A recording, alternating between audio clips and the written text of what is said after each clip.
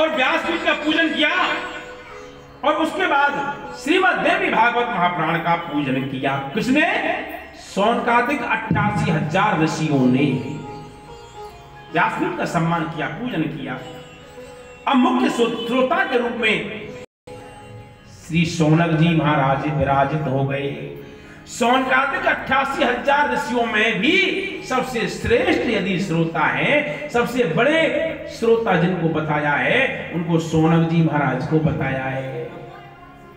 बोलिए शौनक जी महाराज की जय हो। श्रीमद् भागवत महापुराण में सबसे मुख्य श्रोता था शौनक परीक्षित जी महाराज को, और श्रीमद् देवी भागवत में शौनक जी महाराज को। थोड़ा सा ध्यान लगाना पड़ेगा, भटकने नहीं दूंगा, एक बार में बिठा देंगे, प्रेम से बोलना पड़ेगा। तो यहां पर सूत जी महाराज से प्रश्न कर रहे हैं शौनक मुनि, बोले आपके मन में कोई भी प्रश्न हो उसको आप निसंकोच निसंदेह भाव से करिए। तो पहला प्रश्न करते हैं। शौनक जी बोले, व्यास जी, हे सूत जी, आप व्यास जी के परम लाडले शिष्य हैं। सूत जी, आप हमको कोई ऐसी कथा सुनाइए जो मन का हरण करे, हमारी चित्त का हरण करे, हमारी वृत्तियों का हरण करे, और इतना ही नहीं, हमारी मन की इच्छाओं को पूर्ण कर दे। ऐसी कोई कथा आप हमको विस्तार से सुनाए कथा। इस बात को सुन करके श्री सूत जी महाराज के नेत्र सजल हो गए। आपके मन में जो श्रीमद् देवी भागवत महापुराण का जो कथा सुनने का जो भाव आया है, मैं आपके लिए कोटान कोट प्रणाम करता हूं। ये कथा दुर्लभ है, संतों का समागम दुर्लभ है, ब्राह्मणों का कथा सत्संग दुर्लभ है। संसार में दो चीज बड़ी दुर्लभ है। दुर्लभो मानसो देहि देहि नाम क्षणभंगुरा तत्रापि दुर्लभम मन्ये वैकुंठ प्रियदर्शनम।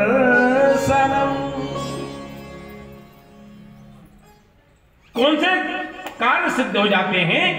बोले महाराज, हमारा हर कार्य सिद्ध हो जाए, ऐसी कोई कथा, हमारे मन का जो इच्छा है न पूर्ण हो जाए, ऐसी कोई कथा आपके पास यदि हो तो आप हमको विस्तारित कथा सुनाएं।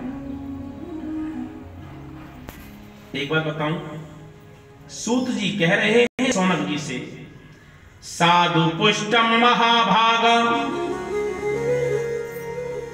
लोकानाम हित काम्यया। संसार में संत अपने लिए नहीं जीते हैं, लोकानाम हित काम्यया, लोक हित के लिए, संसार हित के लिए जीते हैं। जैसे आप बताइए, जो वृक्ष आपके सामने खड़े हुए जिनके ऊपर फल लगते हैं, क्या वो वृक्ष को स्वयं खाते हैं? क्या नहीं, बोलो तो। नहीं खाते। कौन खाता है? दूसरे। संतरे आ रहे हैं, मीठा खट्टा मीठा गए हैं? तो ऐसे ही बताते हैं, स्वयं खादन्ति फलो न वृक्षात्। जैसे वृक्ष स्वयं अपने फल को नहीं खाते, ऐसे ही संत संसार के कल्याण के लिए जीते हैं, संसार के लोकानाम हित काम्यया। मनुष्य के संपूर्ण कार्य सिद्ध हो जाए ऐसी, और यही नहीं हो, भगवती की कृपा हमारे परिवार पर बरसे। तो शौनक जी कह रहे हैं, ये सब पूछने की आपको जरूरत क्या है? आपके ऊपर तो ऑटोमेटिक भगवती की कृपा है, शौनक जी के ऊपर विशेष कृपा बरसाई है माता रानी ने, तो आप ये सब क्यों टेंशन ले रहे हो? बोले नहीं, हम संसार के हित के लिए बात कर रहे हैं, प्रेम से बोलना पड़ेगा, एक बार जोर से बोलना पड़ेगा। राजा तो मैं कहूंगा तब बोलवा लूंगा आपसे, जोर से बोलना पड़ेगा। जय माता, जय कराए शेरवालिदा। बोले क्या दुर्लभ है? वो तो श्लोक था, अब रामायण आई।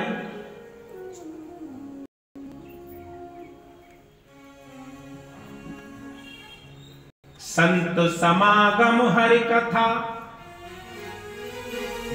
तुलसी दुर्लभ तोय सद्दारा और लक्ष्मी पापी के घर हो।